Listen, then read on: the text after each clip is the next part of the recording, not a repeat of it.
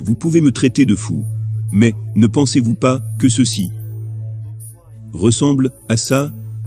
Et ne pensez-vous pas que cette chose-là ressemble terriblement à cette chose-là? Pour ceux d'entre vous qui ne sont pas au courant de ce qui vient de se passer, tous les 4 ans, 56 pays se réunissent et organisent une version réduite des Jeux Olympiques. Cela s'appelle les Jeux du Commonwealth. Et cette année, à la cérémonie d'ouverture, qui s'est déroulée dans mon pays, l'Angleterre, savez-vous ce qu'ils ont fait? Ils ont sorti un taureau de bronze, de 10 mètres. Et une foule de gens s'est mise à genoux, et a commencé à adorer ce taureau. Je sais exactement ce que vous pensez. Vous dites, Joé, mais ce n'est qu'une œuvre d'art. Calmez-vous, asseyez-vous et taisez-vous. Puis-je dire ceci, si Moïse, quand il a remarqué que le peuple d'Israël, juste après 5 minutes d'absence, s'est retourné pour adorer le veau d'or. Si Moïse a détruit les 10 commandements, et que son visage s'était rempli de rage. Est-ce que j'ai tort de poser la question suivante, mais que se passe-t-il donc, en ce moment? D'accord, j'admets qu'il pourrait s'agir d'une grande coïncidence. Mais personnellement, je trouve plutôt suspect qu'en ce moment même, dans le monde où nous vivons, nous n'avons jamais vu autant de ténèbres spirituelles. Nous n'avons jamais vu autant de personnes dans le monde qui sont anti-Dieu, qui haïssent le Dieu de la Bible, et qui font tout ce qui est contraire à ce que le Dieu de la Bible commande. Et puis nous allumons la télévision, et nous voyons des millions de personnes qui regardent une foule d'acteurs, vénérant un taureau de bronze, au cours d'une cérémonie. Pourquoi cela me paraît-il si étrange? Parce qu'il y a une idole, dans la Bible, qui dans les périodes de ténèbres, il y a une idole que le peuple d'Israël a recommencé à adorer à maintes reprises. Et cela a attristé l'Esprit de Dieu. Quel était le nom de cette idole? Baal. Et quel animal représentait Baal? Vous l'avez deviné. C'était un taureau.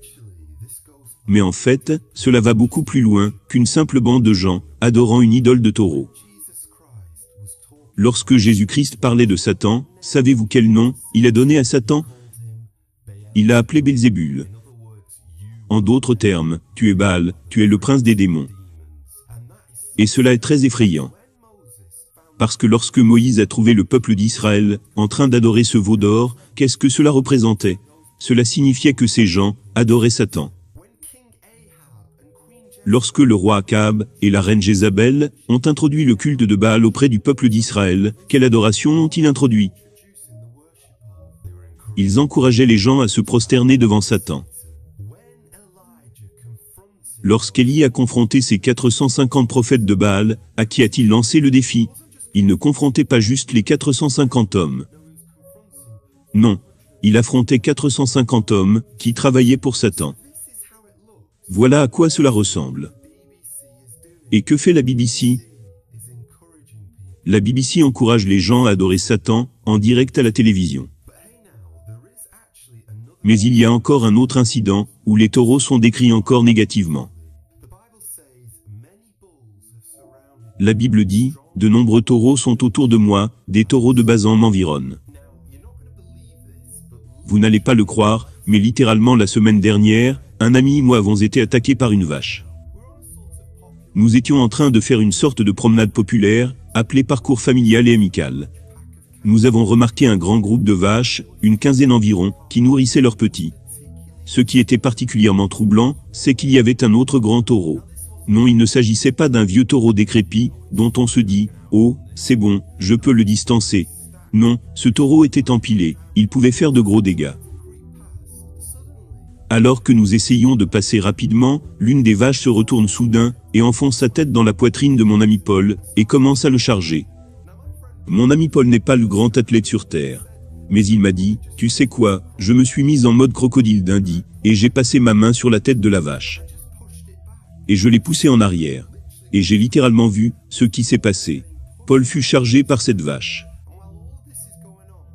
Et pendant ce temps, Emma, ma femme, criait en pleurant, mon bébé Samuel.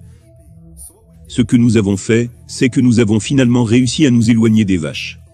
Elles nous ont suivis un peu plus haut, et nous avons escaladé cette colline, franchi un mur pour nous mettre à l'abri. Maintenant au moment où nous sommes mis à l'abri, savez-vous quel verset m'est venu à l'esprit? C'était ce verset du psaume 22. Les taureaux, de grands taureaux de Basan m'ont encerclé. Et cela m'a fait penser, à quel point cela a dû être terrible pour Jésus-Christ. Car c'est de lui que parle le psaume 22. Il parle de Jésus-Christ, non pas avec de vrais taureaux, mais avec des gens qui l'encerclaient, qui se riaient de lui. Qui lançaient toutes sortes d'accusations. Qui se moquaient de lui en disant, « Si tu es le Fils de Dieu, si tu es le Fils de Dieu, descends de la croix, alors nous allons croire. » Des gens crachant sur lui. Des gens qui lui arrachaient ses vêtements. Des gens qui le frappaient. Des gens qui l'ont crucifié. Jésus a dû être terrifié sur cette croix. Et pourtant, il est allé jusqu'à cette limite. Notre courageux Sauveur a fait tout ce qu'il a pu pour nous sauver, vous et moi. Sur la croix, il a lutté contre Belzébul. Il a lutté contre Satan. Et il l'a écrasé, et a prouvé à tous ses ennemis qu'ils avaient tort, lorsqu'il est ressuscité d'entre les morts le 3e jour. Il a payé la rançon que vous et moi ne pourrions jamais payer. Il a payé la dette pour nos péchés. Et un peu, comme mon ami Paul qui fut courageux, et nous a protégés, Emma et moi, et notre enfant. C'est un peu comme ça. Jésus-Christ a mis sa main sur le taureau, sur Satan. Le retient, et nous protège, nous ses enfants, en versant son sang. Et tant que nous sommes couverts par le sang de Jésus-Christ, nous sommes sauvés. Puis-je vous poser une question? Êtes-vous couverts par le sang du Seigneur Jésus-Christ? Êtes-vous, allez voir, celui qui a payé le prix de vos péchés, et demandez le pardon? Que vous le croyiez ou non, que c'est le culte de Baal au jeu du Commonwealth. Il y a une chose que vous ne pouvez pas nier. Et c'est que les choses sont en train de s'assombrir. Et vous avez besoin de la lumière du monde. La seule lumière dont ce monde a besoin, le seul espoir que nous ayons, c'est Jésus-Christ. Parce qu'il vaincra un jour ces ténèbres. Et la Bible dit que nous sommes appelés à sortir de Babylone. Sortez de Babylone, sortez de ce culte des idoles, sortez de tous ces péchés, de toutes ces pourritures, qui vous entraîneront en enfer.